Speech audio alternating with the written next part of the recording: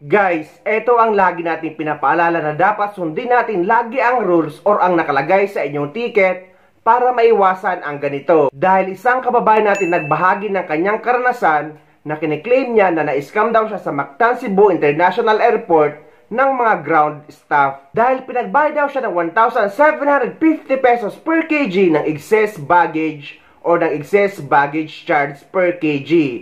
At over baggage siya ng 9 kilos. At umabot sa 12,000 pesos ang binayaran niya. Guys, panoorin nyo to para matuto tayo. So let this be a reminder na we have to be very, very careful bisag sa atong own country. If dili kaayo mo naga-travel or wala pa mo nakasuway og travel, be really mindful, especially sa airports, because you won't believe it. You won't believe it nga na-scam ko sa Mactan International Airport. Na-scam ko sa mga staff mismo. And you know what's very funny? Kay, I don't mind paying. Kay, di man sa to akong kwarta, okay? Yeah, may nagpasabay na ako ato. I really don't mind paying. Kay, expected naman to namo sa akong friend nga, magbayad yun mag-excess, right? But the very funny thing is that they talk me out of it. Kana murag distract yun ko nila nga to the point kay murag kog na loading ba? As in murag kog na loading nga nihatag ra ko sa kwarta. And after sa paghatag na kog kwarta, niingon pa jud ha. Wa pa gyud sila na kontento sa ilang giscam sa ako, niingon pa gyud ikaw nalay bahala na mo, ma'am. Ya pila sila kabuok. Mga ground staff sa Mactan International Airport. So aligri kaayo no, nagkuan ako, naghatag na kog specific amount.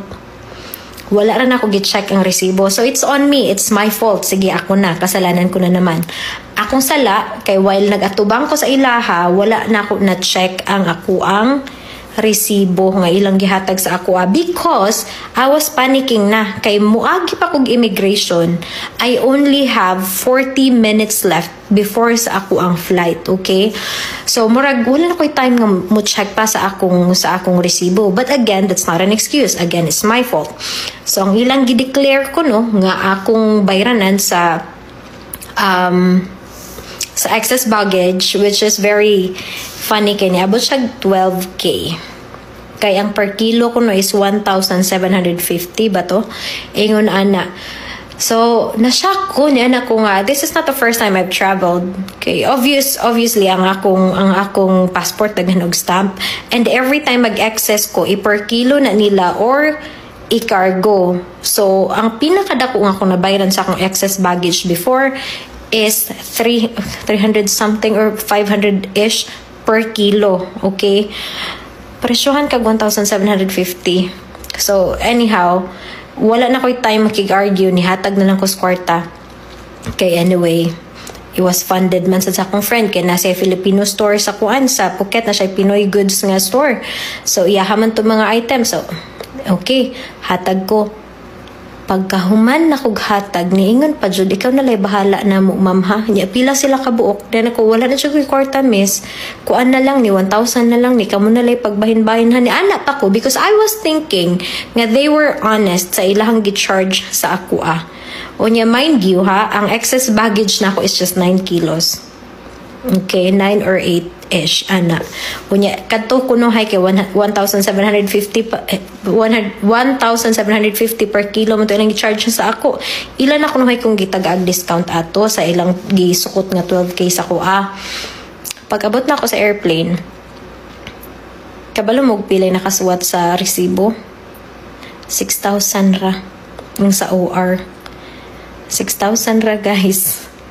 So, na-scam ko nilag mga 5K kapin. Nangayo pa sila og kuan. Ikaw na'y bahala na mo, ma'am ha. Napa sila'y pinaana. Ay, nako.